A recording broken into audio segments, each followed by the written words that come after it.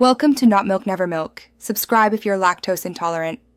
You start immediately. Remove rings and set a towel under your hands to catch drips. Open windows and choose acetone for heavy polish or non-acetone for sensitive nails.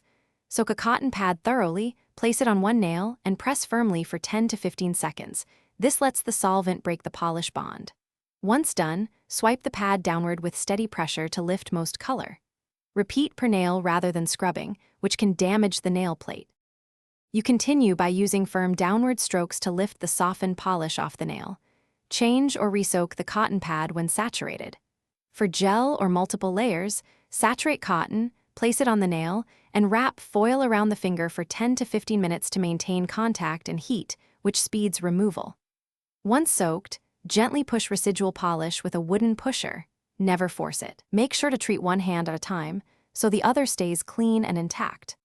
You finish by washing your hands thoroughly with soap and water to remove solvent residue, then apply cuticle oil and a rich hand cream to restore moisture.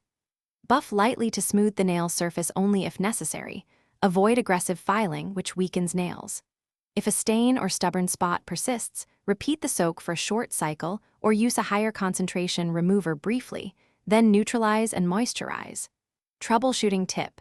If nails feel brittle after acetone, stop for a few days and deep condition with oil overnight. Thanks for watching. If this was helpful, leave a like and consider subscribing. See you next time.